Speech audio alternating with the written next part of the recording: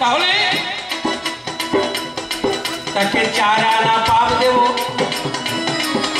শোনো বাবা তুমি,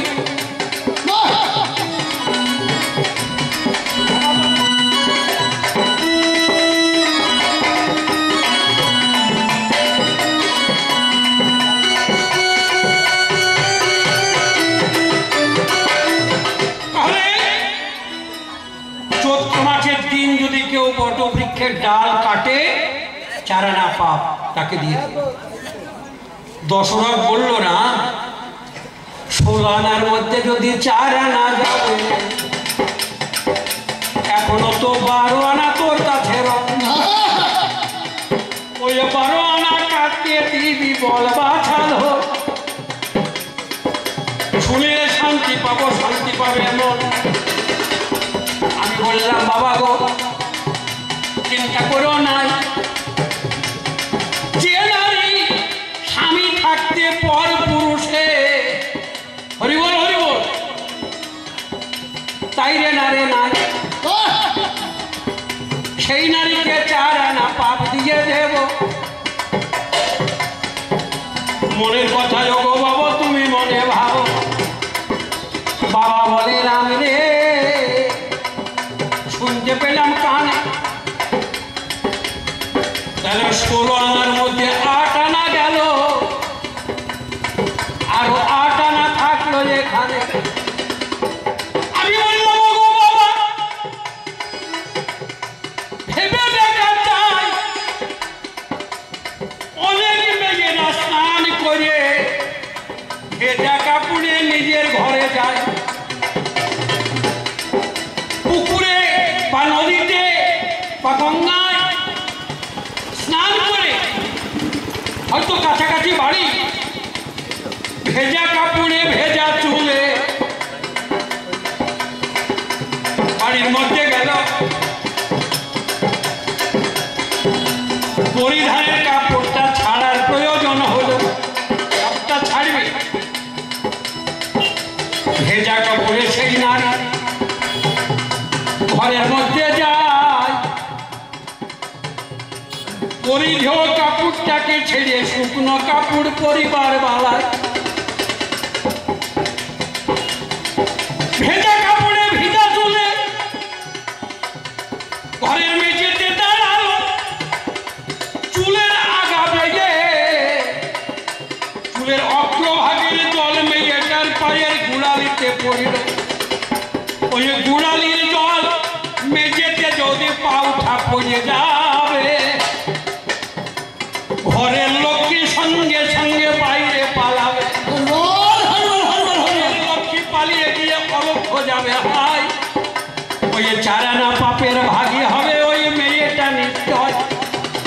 দশরথ বলল ওরে রাম, সন্তুষ্ট হলাম আমি, 16 আনার মধ্যে 12 আনা গেল রে, এখনো 4 আনা থাকলো। ওরে প্রাণের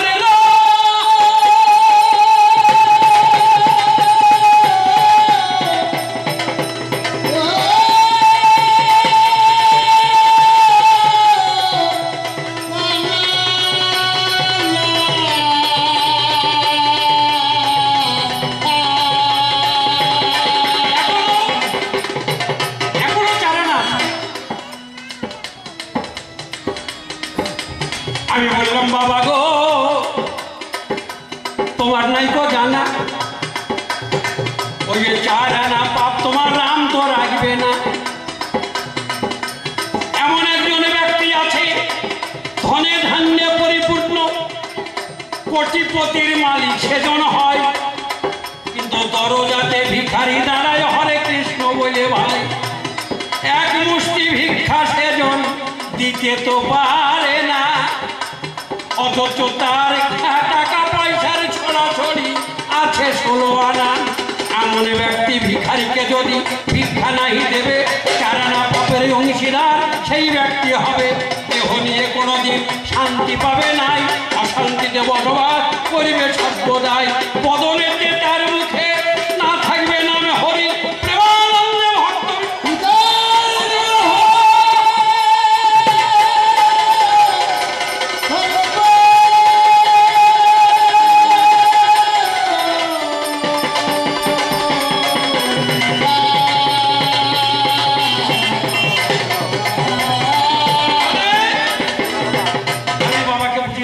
বাবা তুমি দেবে, আমি রাখবো না, যে যেমন কর্ম করবে আমি দিয়ে দেবো।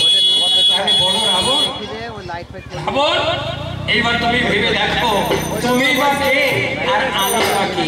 পুত্ররূপে দশরথ রামকে ঘরে পেয়েছে, সে কত বড় ভাগ্যবান। এইবার বলছি রাম চালাক, তুমি এমন কি কর্ম করেছো এখনো পর্যন্ত লোকে বলে রাম চালাক। আমি একটা চালাকি করেছি। চালাকি করেছি কেন? বন্দি যেদিন পঞ্চবটি বনে ছিলাম,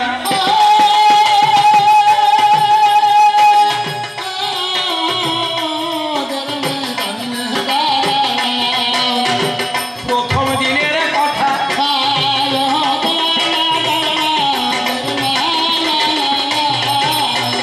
শুনতে পেলে আমার রাবণ আরে দূরে যাবে ব্যথা। আমি একটু চালাকি করেছিলাম, আপনারা সবাই জানেন।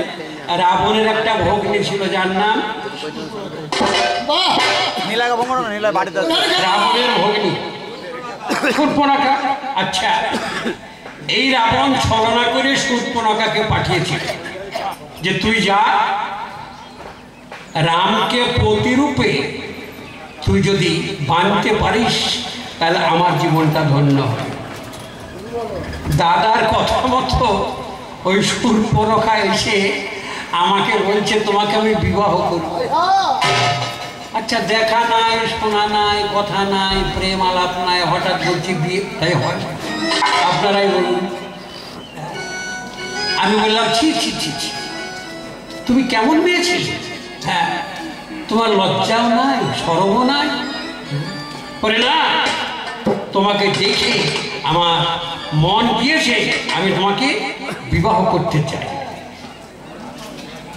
আমি চালাকি করে বললাম ওই দেখো খবরদার, ওই দেখো আমার বউ বসে আছে, বসে আছে, তুমি যদি বিয়ে করতে চাও ওই দেখো সামনে লক্ষণ বলে দুজন আছে, ওর বিয়েও হয়নি, ওর বউ নাই, যদি পারো তো ওকে গিয়ে বিবাহ।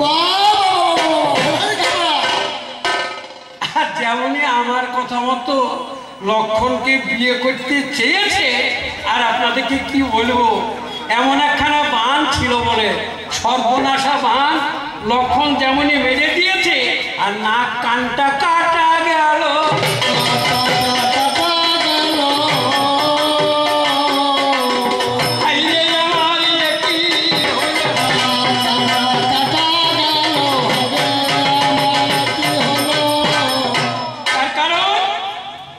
লক্ষণ বলেছিল যে আমার বউ আছে, আমি বিবাহিত, আমি বিবাহিত। আমার দাদা রাম তোমাকে চালাকি করে কথাটা বলেছে, যার জন্য তুমি বিশ্বাস করে আমার কাছে এসেছো। আমার স্ত্রীর নাম হচ্ছে উর্মিলা। উর্মিলা, তাহলে উর্মিলা নামে বউ আছে। তা এবার আপনাদেরকে আমি বলছি, এই জায়গাটা আপনারা ভালোই বলুন আর মন্দই বলুন, ওই মেয়েটাকে সান্ত্বনা দেওয়ার জন্য আমি একটু চালাকিটা করেছি। লক্ষণ অবিবাহিত, অতএব লক্ষণের কাছে যাও। এই জন্য বলে রাম চালাকি করো না, মানে আমি চালাকি করেছি, কথাটা রাম চালাকি। আমি তোমার কাছে জানালে গেলাম,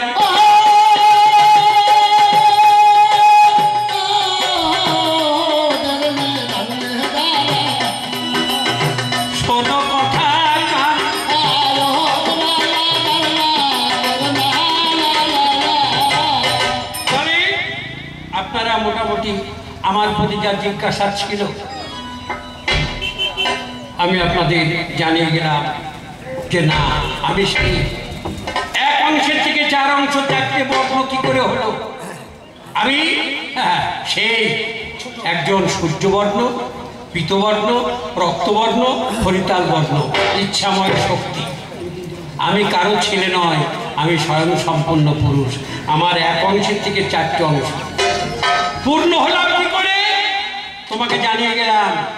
লক্ষণ হলো 4 আনা, ভরত 25 পয়সা, আর শত্রুঘ্ন হলো একটা সিকি, মধ্যস্থিত শ্রীরামচন্দ্র মস্ত বড় ব্যক্তি। রমণ ক্রিয়াতে ব্রহ্মবস্তু যখনই নষ্ট হয়ে যাচ্ছে রমণের মাঝখানে, তখন রাম মেকি। আর এই রমণে লক্ষ্য রাখা এবং শত্রুকে আয়ত্তে রাখা, দেহ ভারতকে বজায় রেখে যেজন কর্মে উত্তীর্ণ হতে পারে, সেইটাই হচ্ছে প্রকৃত পূর্ণ নয় শক্তি পূর্ণানন্দ পুরুষ, তিনি হলেন রাম। এবার তোমাকে সংক্ষিপ্ত ভাবে জানিয়ে যায়, রয়ে রাম, আকারে লক্ষণ, ময়ে ভরত, বিসর্গয়ে শত্রুঘ্ন। বুঝে নিও, বেশি দূর যাওয়ার দরকার করে না। র লিখতে গেলে ত্রিকোণ, ত্রিকোণ ত্রিভুজ আকৃতি, বয়ের ভেতরে বিন্দু তাহে গর্ভবাস, বয়ের বাহিরে বিন্দু তাহে কহে রাস। এই বিন্দুর পরিচর্যা করার মূলে একমাত্র রাম, রমণের কর্তা। যার জন্যে এই সাধারণের সঙ্গে রামের কখনো তুলনা করার চেষ্টা করো না। তুমি জিজ্ঞাসা করেছো গোটা গোটা সন্তান হলো কি করে, তাহলে আমারই শক্তি, আমার শক্তিতে আজকে জরাসন্ধের অর্ধ অর্ধ নয়, সুমিত্রার, লক্ষণ আর ভরত দুই সন্তান জন্মগ্রহণ। আমার ইচ্ছাই, আমি ইচ্ছাময় পুরুষ, তোমাকে জানিয়ে গেলাম। আমার ইচ্ছা দিয়ে জগৎখানা চলে, আমি সেই। তুমি যে বলে গিয়েছো যে আমি সীতাকে এনেছিলাম তাই সাগ্নিক যজ্ঞ হলো, তোমার কি ক্ষমতা আসল সীতার অঙ্গ পরশ করতে? আসল সীতা আছে ব্রহ্মার কাছে। ব্রহ্মা এনে সাগ্নিক যজ্ঞের দিন আমাকে পার্শ্বে করে দিয়েছিল, বিশ্বশ্রবা মুনি মন্ত্রপুত করে ওই যজ্ঞ সমাধান করলো। তারপর সাগরটা বন্ধন করা হয়েছে। আচ্ছা, তুমি পাগলের পাগলামি ছাড়া কি বলছো? যেখানে শিব নাই, শিবলিঙ্গ নাই, সাগ্নিক যজ্ঞ হয় কি করে? সরোবরে সাগ্নিক যজ্ঞ, তাই তো? একটু হিসাব করতে হবে। তো তুমি হিসাব না করে বলছো লিঙ্গের কোনো কারবার না, তো যজ্ঞ হচ্ছে। হয় না, হয় না, তোমাকে আমি জানিয়ে গেলাম। জায়গা জায়গায় বেশি কথাই না, তোমরাই হতো।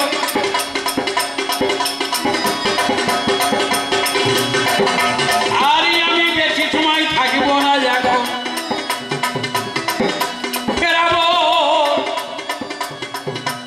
আচ্ছা, তোমাকে একটা কথা জিজ্ঞাসা করি, আজকে চরিত্রবান পুরুষ হয়ে তুমি খুব বড় বড় কথা বলছো, খুব অহংকারে কথা বলছো। বলো তো, যেদিন জনক রাজ্যে জনক নন্দিনী সীতার বিবাহের প্রস্তাব হলো যে হরধনু ভগ্ন করবে যে আমার সীতাকে লাভ করবে সে, রামায়ণ বলছে, আপনারা সবাই জানেন, সেটা হচ্ছে বিবাহ বাসা। সীতাকে বিবাহ করার জন্য বিবাহ করার ব্যক্তি যারা, তারাই তো যাবে নাকি? যদি কেউ 80 বছরের বুড়ো যায়, তার খাম খেয়ালি ঘুরতে চায়। আচ্ছা, তুমি আজকে যাকে নিজের বলে খুব বলছো, আমি নিজের ভেবে মেয়েটাকে এনেছি। নিজের বলতে কি? নিজের কন্যার মতো। আচ্ছা, তোমার মেয়ে যদি হয়, তাহলে সেদিন হরধনু ভাগ্ন করে সীতাকে বিবাহ করতে কেন গিয়েছিল? তোমার কাছে আমার জিজ্ঞাসা থাকলো, আমি সুরে বলতে চাচ্ছি না, কানের ছন্দে বলতে চাচ্ছি না, তোমার কাছে আমার দাবি থাকলো, সেদিন হরধনু খানা ভাঙতে তুমি কেন গিয়েছিলে? তুমি আজ মুখে বলছো সেই মেয়েটা আমার নিজের। নিজের মেয়ে যদি হয়, তা মেয়ের সাথে কখনো বাবার বিবাহ হয় না, তুমি কেন গিয়েছিলে? 1 নম্বর জিজ্ঞাসা। বলো, তোমার কাছে আমি জানতে চাই, আমি জানবো। এবার তুমি লঙ্কার মাঝখানে তোমার সদর দরজায় কয়েকটা শব্দ লেখা আছে, অশ্বভ অজা, অশ্বভ অজা। এই শব্দ কটা কেন লিখে রেখেছ? অশ্বভীউ অজা, এর কারণটা কি? অশ্ব শব্দে ঘোড়া, ভিউ শব্দে হাতি, অজা শব্দে ছাগল, তাই তো নাকি? এখানে একটা ঘোড়া প্রকাশ পাচ্ছে, হাতি প্রকাশ পাচ্ছে, ছাগলের পাঁঠাটা কেন লিখে রেখেছো? আমি বুঝতে পারি না।